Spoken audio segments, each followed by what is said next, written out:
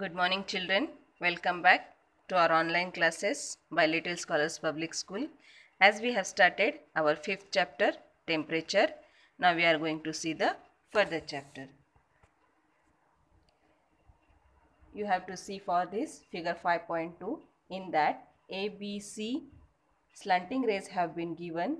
In that the A shows perpendicular rays, B shows receiving slant rays, and in the region C marked which gets extremely slanting rays.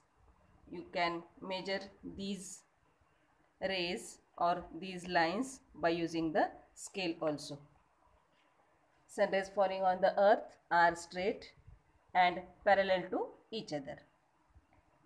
If you have marked these three lines, you can see the unequal distribution of the heat received from the sun, which decreasing temperature from the equator. You can see here the line A, you can see the torrid zone which gets high temperature, the B line which get moderate temperature, we can call it temperate zone also, and in the north or south pole same as at the down, north pole and the south pole, as they are getting very extremely slanting rays, that way the temperature always be low. That way we can call these two, north pole or the south pole, as frigid zone. Based on the distribution of temperature, the earth can be divided into torrid zone, temperate zone and frigid zone, or we can say tropical, temperate and polar region. You can see these three in the figure 5.3. Though latitude is the main factor, there are other factors also which influence the distribution of temperature. However, their effects are limited to a particular region. You can see the factors of these are nearness to the sea, continentality, height above the mean sea level and physical setup of a region are the main factors.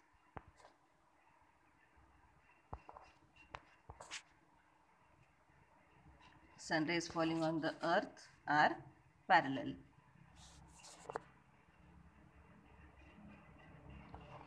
Other than these factors like cloud cover, winds, vegetation cover and urbanization and industrialization also are the factors or which can also influence the local climate. Children, can you tell how will the rays fall between 0 degree to 23.5 degree north and south? Also 23 degree and 30 minute and 63 degree and 30 minute north and south, and 66 degree and 30 minute and 90 degree north and south, as we called it, as I told you, torrid zone, temperate zone and frigid zone. Likewise, the distribution of sun rays will be there.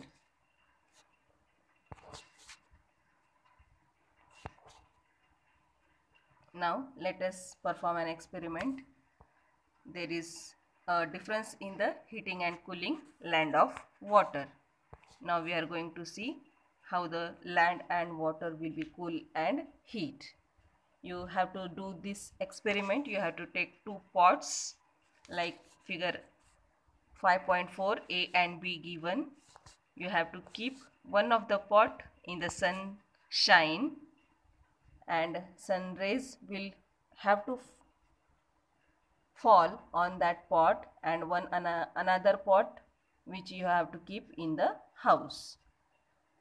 In the afternoon, walk barefoot on the floor inside the house and feel the temperature of the floor. Feel the temperature of water in the pot inside. If inside you walk in your house, the same temperature will be of the water which kept in the inside. But if you walk outside floor, and the same temperature will be there or not from the pots water, that also you have to check. Perform the same activity outside the house and feel the temperature of land and water kept in the sun. You have to do this again at 7 o'clock in the evening, and the observation you have to note it down. Always remember children, we normally think that air gets heated due to the sun's rays because of the hot air. The land and water get heated, but in reality what happens is as follows. First, land and water get heated due to sun's rays. Later, they radiate into the atmosphere. The heat they have absorbed. As a result, the layer of air close to the surface gets heated. The heat gets transferred vertically to the adjacent upper layers of the air. That way the air gets heated. Hence, air closer to the surface is hotter, and as one moves higher up from the surface, the temperature of air decreases. The temperature near the sea level is higher. Always if you have go ever to the near the sea, you can see the temperature is high, and it decreases in the mountainous regions. That is why the hilly region, that is why the hill stations or hilly region always are cool. You must have realized that according to this figure 5.4 that the land cools down earlier than the water. The water kept outside in the sun is still little warm due to this difference in the heating and cooling of water. The air over the land gets heated faster and also becomes cooler rapidly. The air over the water gets heated slowly and also loses the heat in slower manner. The coastal areas as compared to continental areas, the temperature of air is lower during the day but warmer at night. Contrary to this, the temperature of air is continental areas is higher during daytime and lower at night. That is why we cannot feel much warmness in the night time in comparison of daytime. The coastal areas, because of heating of seawater, water vapor gets mixed in the air. This water vapor holds the heat in the air. As a result, the air in the coastal areas remains moist and warm. Conditions in the continental areas are the opposite. As water vapor is absent in the remains dry, this leads to sharp differences in the day and night temperatures. The differences in the maximum and minimum temperatures of a day is called diurnal range of temperature.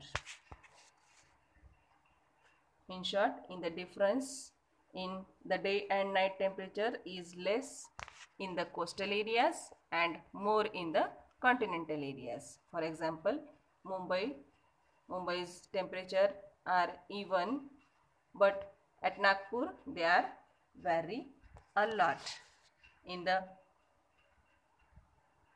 coastal region.